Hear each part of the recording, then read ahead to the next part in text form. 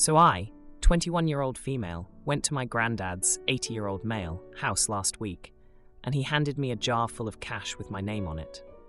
He told me to count it, and it came to £3,200. I asked him what it was for, and he explained the rules of the game he'd been playing with the whole family. From the 1st of December 2023 to the 31st December 2023, every time a member of the family visited him, he'd put £100 in their jar for every hour they spent with him. At the end of the month, the person who spent the most time with him would receive all of the money in their jar, and the others would get nothing. He obviously didn't tell anybody that he was doing this, so that no one spent extra time with him to get the money. I won his game by £600, so 6 hours more than the person who came second, my uncle. At first, I didn't want to accept the money, only because I didn't think it was right to play games with people without them knowing, especially not your family. But after a while, he convinced me to take my prize money because I earned it. When I got home, I told my parents about the money and explained his game to them. I told my mum where she came on the scoreboard, 4th, and she was understandably upset at her father for making us unknowingly compete with each other. Then she told the rest of the family via a group chat. So now pretty much my whole family is mad at my granddad for doing this, but also me for accepting the money. He is an old man, and he's not exactly a millionaire, so they think that I should have refused the money and confronted him for what he did. I think that if he was willing to play this game, then he obviously has no problem with giving the money away, and he did insist on me taking it. Also, he's always been a weird guy, so although I don't agree with what he did, I'm not too surprised. So, I don't think I should have had to start an argument with him about it. Edit. Sorry, I didn't make it clear enough. This took place between December 1st and December 31st of last year, so only lasting 1 month. Each person who visited him had a separate jar, so my jar had £3,200 in it because I spent 32 hours with him. Other people had different amounts in their jars, but I only received what was in mine. Another edit. Thank you for all of the responses so far. I've seen a lot of comments about how his game was unfair because some people have more free time. That's completely true, although in this case, don't assume that just because I'm young, I have more free time. I have a full-time job, a partner, and a small side business to run. I have significantly less free time than most of my family, apart from maybe my uncle, who works slightly more hours than me. The majority of my family work part-time or not at all, and only my aunt has a young kid to attend to, but she doesn't work either. I'm not saying the game was fair, but I think most of my family would not have trouble finding the spare time to spend with him. Some would just rather be doing anything else. Now, for a few comments before the update. Comment 1. Not the idiot. Objectively, your grandfather has decided to give you money, and that's purely between the two of you. This should be the end of the story. Now, if you want to discuss the gamification aspect of it, here's what I think. Your grandfather has noticed things, or he wouldn't have come up with this game, and to reward certain behaviors without encouraging purely greedy attitudes, he rewards them after the fact. Family members being mad at losing this game and showing animosity, if not jealousy, because you did, comes very close to an embarrassing self-report. Comment 2. Not the idiot. Personally, I think this game just shows which people in the family get along with him better, / feel a certain closeness and understanding with your grandpa, and thus spend time together. Is it a bit rude to put that into monetary value? A bit, but he's free to do what he wants, though I suspect now he'll just get many more visits around Christmas, and he will not give money again next year. Smiley face. Now for the update. Hey everyone, it's been a wild couple of weeks since my last post, and boy, do I have updates for you. After the whole Granddad's game fiasco, things took some unexpected turns. So, after the family group chat exploded with everyone's opinions on the game, my uncle, who came in second, decided to confront Granddad. He's always been the hot-headed one in the family, and he stormed over to Granddad's house demanding an explanation. Turns out, Granddad had a heart-to-heart with him, explaining that his intention was never to cause a rift, but to see who genuinely enjoyed his company. My uncle, surprisingly, calmed down and they ended up having a beer together. Who would have thought? Meanwhile, my cousin, who's in her late 20s and always been the competitive type, was fuming. She had been so sure she'd win because she's the favourite grandchild. She didn't win, obviously, and she couldn't handle it. She tried to rally the family to boycott Grandad, but it backfired.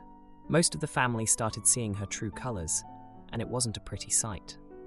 As for me, I was feeling guilty about the whole situation. I decided to use some of the money to host a family dinner, hoping it would mend some fences. I invited everyone over to my place, and to my surprise, they all showed up. The dinner started off tense, but as the night went on, people began to relax. We shared stories about Grandad, laughed, and even my cousin lightened up a bit. During dinner, my mum pulled me aside. She had been reflecting on her childhood and realized that Grandad had always had a quirky way of teaching lessons. She told me about the time he made her and her siblings build a treehouse by themselves if they wanted one. They learned about hard work and teamwork. It was a touching moment, and it helped me see Grandad's game in a new light. After dinner, we had a family meeting. It was time to clear the air. My aunt, the one with the young kid, admitted she regretted not spending more time with Grandad. She had been so caught up with her own life that she forgot how important family is. That confession hit everyone hard, and one by one, people started sharing their feelings. It was like a dam had burst, and all the pent-up emotions came flooding out. The biggest shock came from my usually quiet teenage brother. He stood up and gave a little speech about how we should appreciate Grandad while we still can. He reminded us that Grandad's odd ways were his form of love. That kid's words moved everyone, even my cousin, who had been sulking in the corner. But wait, there's more. The next day, Grandad called me over. He had been doing some thinking and wanted to make things right. He handed me another jar, this time with £100 in it. He had decided to start a new game. Every month, he would put £100 in a jar, and at the end of the year, the money would go to a family charity event. We would all decide together which cause to support. It was his way of bringing the family together for a good cause, without any secrecy or competition. The family was on board with the idea, and it felt like we were finally moving past the drama. We started planning the charity event, and it was amazing to see everyone working together. My cousin even volunteered to use her marketing skills to promote the event. It was a complete 180 from her previous behaviour. As for the £3,200, I decided to put it towards something special. I used part of it to book a weekend getaway for Grandad. He's always wanted to visit the Scottish Highlands, and I figured it was the perfect way to show my gratitude for all the life lessons he's taught me, intentionally or not. The rest of the money went into a savings account. I'm planning to use it to start a small scholarship fund in Grandad's name for kids in our community who want to learn a trade. It's a nod to the treehouse story my mum shared, and a way to honour Grandad's belief in learning by doing. Seal moves back to town and refuses to call my twin daughters by their names. Oh boy, she won't like what I do next. I, 38-year-old female, am married with 2 children, twins Amy and Nina, 6-year-old females. We live in the same town as most of his families, in the house I inherited from my grandfather. It is the biggest house in the family, so we often host family gatherings.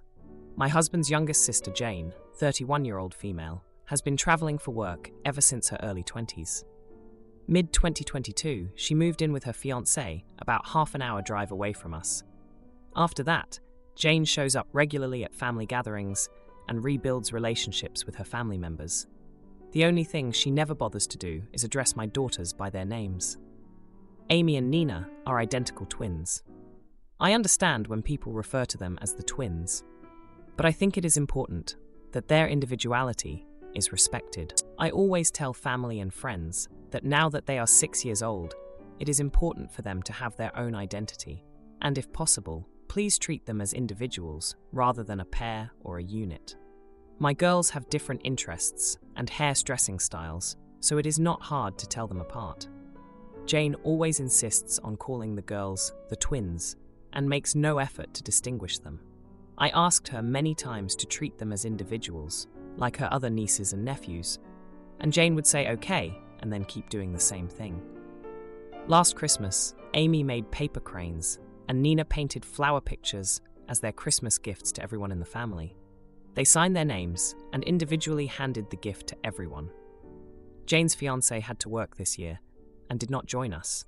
So after brunch, she video called him in the living room while the rest of us did our things nearby. Her fiancé saw the crane in her hand and asked where she got it, and Jane said, "Oh, one of the twins gave it to me for Christmas. The other twin drew some flowers." I felt that this was a disrespect, as my girls put a lot of effort into the gifts and deserved to have their private dedication recognized. When everyone left, I told Jane I expected her to call my girls Amy and Nina from now on and to treat them like individuals and know their differences. Jane said that she won't bother as my girls are too young, so I told her she is banned from my house until she learns how to address my girls by their names. Jane just stomped off. My husband agreed with me on this.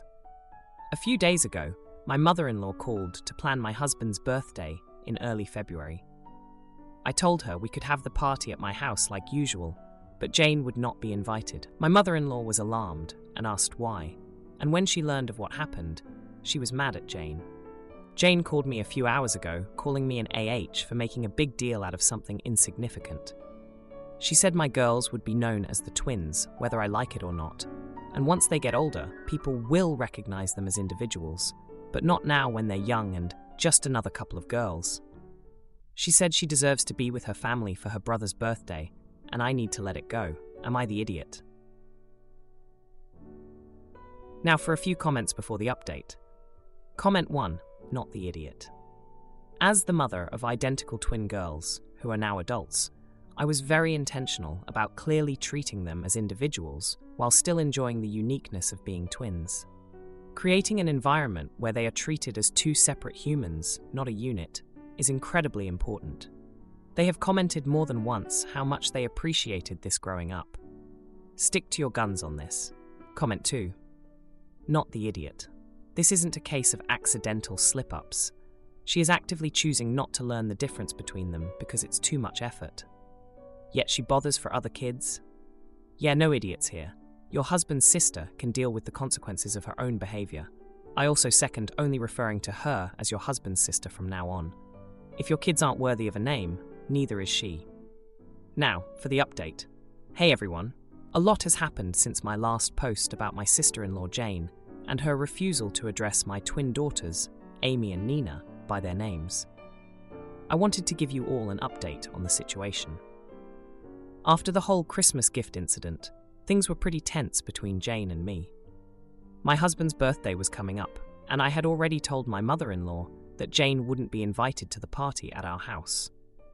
My mother-in-law, who's always been the peacemaker in the family, tried to smooth things over. She had a long talk with Jane, explaining how important it was to recognize Amy and Nina as individuals. Jane didn't take it well at first. She was stubborn, saying that she didn't see the point in changing her ways. But my mother-in-law didn't give up. She shared stories from when my husband and his siblings were young, emphasizing how they each had their unique quirks and interests that she cherished. She told Jane that just like them, Amy and Nina deserved the same recognition. Meanwhile, the girls were busy with their new hobbies. Amy had taken up ballet, and Nina was in a soccer league. They were thriving, and their distinct personalities were shining brighter than ever. It was during one of Nina's soccer games that Jane showed up, unannounced. She watched from the sidelines, and to my surprise, she cheered for Nina by name every time she touched the ball. After the game, Jane approached me. She admitted that she had been wrong and that seeing Nina in her element made her realize how different the girls were. She apologized to both Amy and Nina, and they, being the sweethearts they are, forgave her without hesitation. Things started to change after that. Jane made an effort to spend one-on-one time with each girl. She took Amy to a ballet performance, and they both came back chatting excitedly about the dancers. Another day, she joined Nina for a soccer practice and even kicked the ball around with her. As my husband's birthday drew closer, the atmosphere in the family was much lighter. Jane had shown that she was making a genuine effort to mend fences, and it was clear that she had grown fond of the girls as individuals. The day of the party arrived, and our house was buzzing with excitement. Jane was there, of course, and she brought 2 separate gifts for Amy and Nina. She had remembered that Amy loved art, so she got her a set of watercolors. For Nina, she found a soccer ball signed by a player from her favorite team. The party was a hit. Everyone enjoyed themselves, and Jane was the life of the party, making sure to engage with all her nieces and nephews by name. My husband was over the moon, not just because of the celebration, but because his family was getting along so well. As the evening wound down, Jane pulled me aside. She thanked me for standing my ground and making her see the error of her ways. She admitted that she had been so caught up in her own life that she hadn't taken the time to really get to know Amy and Nina. She promised it wouldn't happen again. Since then, Jane has become one of the girls' favorite aunts. She's always suggesting new activities for them to try, and she's even started a tradition of taking them out for ice cream every other Saturday. The girls love it, and they always come back with stories about their adventures with Aunt Jane. Looking back, I'm glad I stood up for my daughters. It wasn't easy, and there were moments when I doubted whether I was doing the right thing. But seeing the bond that has formed between Jane and the girls, I know it was worth it. They're happy, and that's all that matters to me. I bought a $700 cashmere wool coat on clearance for $100 and lent it to my fiancé's brother for a wedding, but he loses it and offers $100 as compensation, but I demand a replacement coat or the current cost. Oh boy. Last year, I was at the mall with my fiancé when I saw this awesome cashmere wool coat. It was perfect in every way, and there was only one left in my size. The best news was that it was on clearance for $100, so I bought it without a second thought. I have worn it several times last year, but it hasn't been cold enough this year for me to break out the coat. Last week, when I saw the news about the upcoming cold front, I decided it was time to take it to the dry cleaners so that I can wear it this week. After tearing all my closets apart without seeing it, I asked my fiancée if she had seen it. She told me that she hasn't seen me wear it in a while, so she lent it to her brother to wear to a wedding. I was annoyed at hearing this, but decided not to make a big deal, so I simply told her to tell her brother to bring it back so I could get it dry cleaned. Thursday rolls around and he hasn't brought it back, so I asked her about it again. Nothing. Come Friday, and I haven't heard anything, so I called him. He said that he told my wife on Tuesday that he got drunk at the wedding and lost my coat. I was super annoyed at this, so I told him he owes that exact coat from that exact brand. Last night, my fiancée came home from work in a mood and handed me $100. She said that her brother dropped off the money, and I shouldn't have made her brother pay for the coat since I knew he doesn't make very much, and I haven't worn it but a handful of times. I looked at the $100 and told her I wanted a replacement coat, or the amount it currently cost, so that I can buy a new one, and that $100 won't cover it. She said he went to the store, and it cost $700 now, but she knew I only paid $100 for it, so she told him $100 would cover the cost. I argued that $100 doesn't buy me a new coat. We went back and forth but couldn't find any common ground. She offered to throw in an extra $100 of her own money and said sarcastically that I'm coming out ahead. I argued that I'm still out a coat and nothing will satisfy my loss except for a replacement coat. She argued that I don't have to have the exact coat and that I can buy a similar one with $200. She thought I was being ridiculous and called her parents on speakerphone. Of course, they sided with their children, and her dad tried to say that a man shouldn't be so hung up on a coat. I told him that a man replaces what he loses, so now they're all mad at me for wanting to make a profit from their son and intimating that he's not a man. Am I wrong for wanting the same coat as a replacement? Now, for a few comments before the update. Comment 1. Not the idiot. She didn't hand her brother $100. She handed him a coat. He didn't need $100 for the wedding. He needed a coat. I do a lot of bargain hunting and thrifting. I buy things for a low cost that have a higher value because I invest time and expertise into knowing what to buy. In this case, your financial investment was $100, but you also were in the right place at the right time to find a coat at a deep discount. You stored it and kept it in good condition. You had enough knowledge to see the value in it, a value that your brother-in-law appreciated because he decided that it was nice enough to wear to a wedding. When your brother-in-law took the coat, he valued it at more than $700. They owe you a similar coat.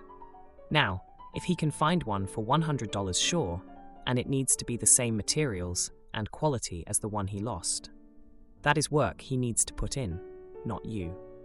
You are dumping the girlfriend, right? Comment 2. I think it's fair for the brother-in-law to pay $100. The fiancé, however, owes the other $600. Yes, brother-in-law lost it like a doofus, but the fiancé lent it out without permission to someone she probably knew was not going to be responsible. I would never loan something out that belonged to someone else without talking to them first, even if it was $7. Reconsider this relationship, given how she sees no issue with stealing from you, being generally disrespectful, gaslighting you. Oh, it's not that bad. Get over it. And bringing her parents into your relationship where they don't belong. This is your future with every single future disagreement. ETA, not the idiot. Now, for the update. So it's been a week since the whole coat fiasco, and let me tell you, things have gone from bad to worse. I thought the situation couldn't get any more heated, but boy was I wrong. After the last update, my fiancé and I had a huge fight. She was still mad about the whole coat situation, and her family wasn't making things any easier. Her dad kept calling, trying to smooth things over, but it was clear he was just trying to get me to drop it. I wasn't about to let this go, though. That coat wasn't just a piece of clothing. It was the first thing I bought after getting a big promotion at work. It symbolized a lot to me, and they just didn't get that. The next day, my fiancé's brother finally called me.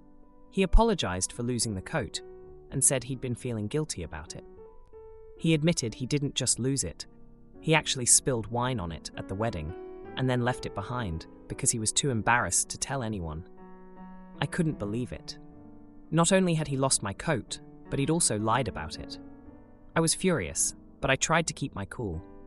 I told him I appreciated his honesty, but I still wanted a replacement. Things got even more complicated when my fiancé's best friend, who had been at the wedding, told me she saw the brother giving my coat to some girl he'd been flirting with all night. I confronted him about it, and after some back and forth, he finally confessed. He said he was trying to impress the girl and thought he could just get the coat back from her later. But when he tried, she ghosted him. Classic. My fiancée was shocked. She couldn't believe her brother would do something like that. She apologized to me and said she understood why I was so upset. She even offered to help pay for a new coat, but I told her it wasn't about the money. It was about the principle of the thing. We tried to track down the girl, but it was like she'd disappeared off the face of the earth. No one knew her name or where she was from. It was like she'd just come to the wedding to cause trouble and then vanished. In the midst of all this, my fiancé and I were having our own problems. The stress of the situation was taking a toll on our relationship. We were arguing all the time, and it felt like we were drifting apart. I started to wonder if we were really right for each other. Then, just when I thought things couldn't get any more dramatic, my fiancé dropped a bombshell. She told me she'd been feeling neglected ever since I got that promotion and started working longer hours. She said she felt like I cared more about my job and my possessions than I did about her. It hit me like a ton of bricks. I hadn't realized how much I'd been neglecting her. I was so focused on my own success and my material things that I'd forgotten what was really important. We had a long, emotional talk, and we both cried. It was clear that we had a lot of issues to work through if we were going to make this relationship work. We decided to go to couples counseling to try to sort things out. As for the coat, well, it's still missing. But after everything that's happened, it doesn't seem as important anymore. Sure, I'm still annoyed about it, but I've realized that there are more important things in life than a piece of clothing, no matter how much it cost or what it symbolized. If you like this video, you'll probably like these too. Also, while you're here, please consider subscribing. It's your support that keeps this channel alive and allows me to make better and longer videos. Have a great day!